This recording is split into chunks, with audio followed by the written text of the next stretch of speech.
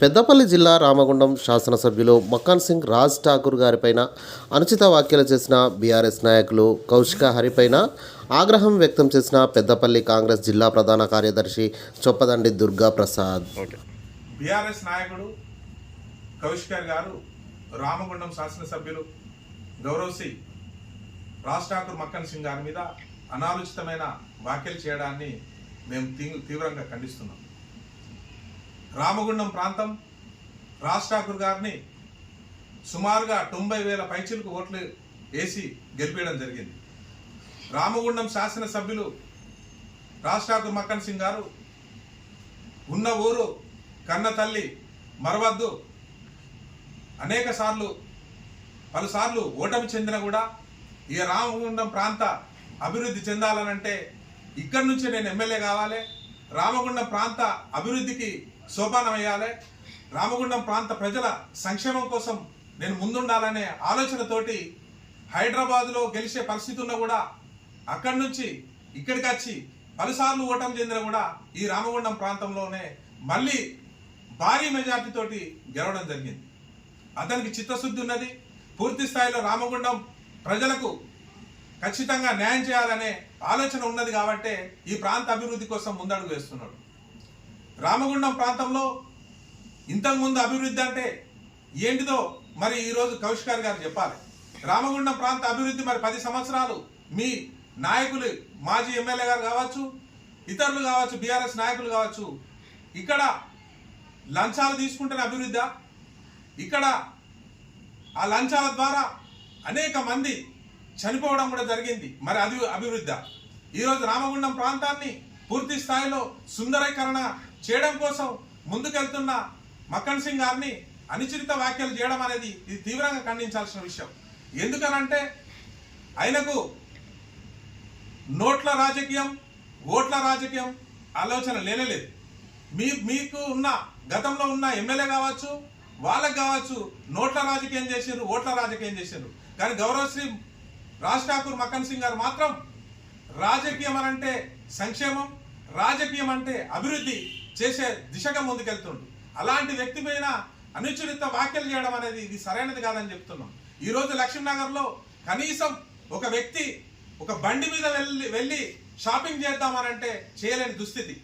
అట్లాంటి పరిస్థితిలో ఈరోజు రామగుండం ప్రాంతానికి సంబంధించి ఆ లక్ష్మీనగర్ను ఒక సుందరీకరణ చేయడం కోసం రోడ్డు వెలుపు కార్యక్రమం చేసిన సందర్భం. అట్లనే అక్కడ ఉన్న వ్యాపారులను అందరినీ కూడా పిలిచి వాళ్ళతో మాట్లాడి భవిష్యత్తులో మీకు మంచి వ్యాపారం జరగాలి, ఈ రామగుండం ప్రాంతానికి సంబంధించి లక్ష్మీనగర్లో మంచి బిజినెస్ జరగాలంటే రోడ్డు వెడల్పు కార్యక్రమం చేసుకోవాలి. లేదు అని అనుకుంటే మంచిర్యాలకో, కరీంనగర్కో, ఇతర ప్రాంతాలకు వెళ్ళి షాపింగ్ చేసుకునే దుస్థితి ఉన్నది. కాబట్టి ఏదైనా కూడా స్టార్టింగ్ లో ఇబ్బంది జరుగుతుంది. రోడ్లు చేస్తున్నాం, ఇక్కడ చేస్తున్నాం అంటే కొంత ఇబ్బంది జరుగుతుంది. ఆ ఇబ్బందిని బూచిగా చూసుకొని రేపటి రోజున రాజకీయ భవిష్యత్తు ఉండదని చెప్పేసి, రాజకీయంగా మాకు ఈ రామగుండం సుందరీకరణ జరిగితే మాకు ఇబ్బంది ఉంటుందని చెప్పేసి మీరు బురద జల్లే ప్రయత్నం చేస్తున్నారు అనేది స్పష్టంగా చేస్తున్నాం. ఎందుకంటే రామగుండం ప్రజలు చాలా చైతన్యవంతులు, ఖచ్చితంగా ఆలోచిస్తున్నారు.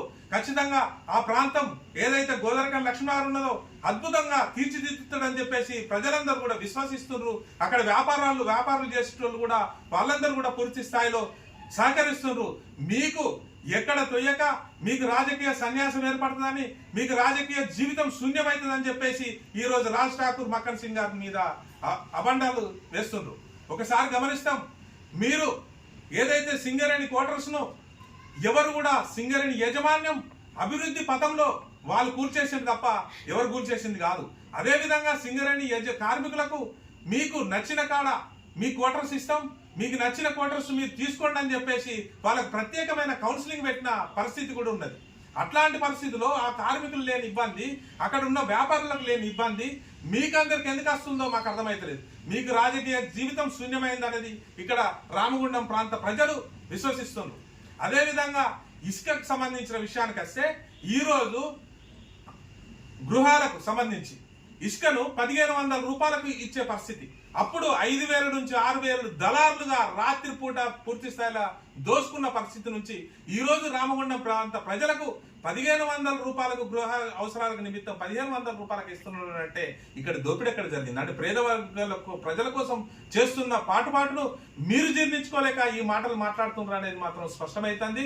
ఖచ్చితంగా ఒకటి చెప్పగలుగుతాం, ఆంజనేయ స్వామి ఆయన గుండెల్లో రాముడు ఉన్నాడని చెప్పేసి ఏ విధంగా మనం విశ్వసిస్తామో, ఈ మక్కన్ సింగ్ రాజ్ ఠాకూర్ కు మాత్రం ఈ రామగుండం ప్రాంత ప్రజలు ఆయన గుండెల్లో ఉన్నారనేది మాత్రం వాస్తవం అని చెప్పేసి ఈ సందర్భంగా తెలియజేస్తున్నాం.